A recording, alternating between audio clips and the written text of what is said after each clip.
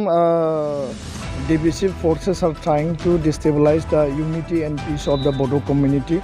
So I, from all Bodo Student Union, strongly condemn such kind of forces, and they are trying to disturb the very much peace and unity of the Bodo community. This is not a good sign.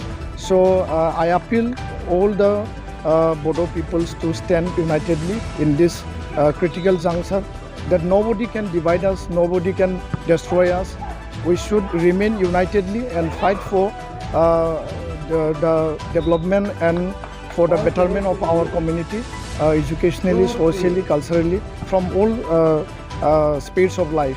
So I appeal all sections of the community to stand at this moment unitedly, and appeal also that kind of forces that they don't try to disturb and destroy the community, do for the betterment of the community, for the well-being of the community. That is the right time for this moment. Thank you. बेबायदि बर' माहारियाव आफाद दानाय, जोनोम जानाय आरो आफाद थैनाय गोबां जों नुदों.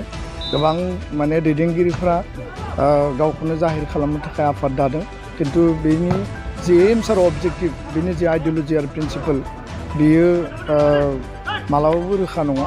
आरो बेबायदि फर्सजों दाजानाय आफादफोरा मालाबाबो माने जों थावरिनायखौ नुवाखै. आरो बे समाव जायफोरा माने बेबायदि थांखिजों आफाद दानो नागिरदों, मोजां उद्देश्यआव जों जेब्लाबो सापर्ट दङ, जों वेलकाम खालामो. किन्तु हारिखौ गावस्रा होनाय, हारिनि खौसेथिखौ सिमफायनाय आरो हारियाव गोजोनखौ माने गैया खालामनाय, हिंसा हिंसि बेयाव जुदि थासारि लाबोनो नागिरदोंब्ला बे जोंनि थाखाय दुखुनांथाव. आरो दुलाराय बर' फरायसा आफादा बेबायदि फर्सखौ मालाबाबो गिया. जायफोरा डिस्टार्ब खालामनो नागिरदों, जुदि बेबायदि जामारनो नागिरदोंब्ला, आरो जायफोरा बे हाबाफारिखौ मावनो नागिरदों, बिथांमोना समाजनि सिगाङाव, हारिनि सिगाङाव स्टेटमेन्ट होनानै क्लियार खालामनाया मोजां. सिरि सिरि सिखावै जायखिजाया हाबा मावनाया मोजां नङा. आरो जि खामानि मावा मानो स्पष्टबादि जानांगौ, मा मावनो नागिरदों आरो नोंथांमोननि उद्देश्यआ मा, बेखौ स्पष्ट बुंबानो जाबाय. गोजोन्थों.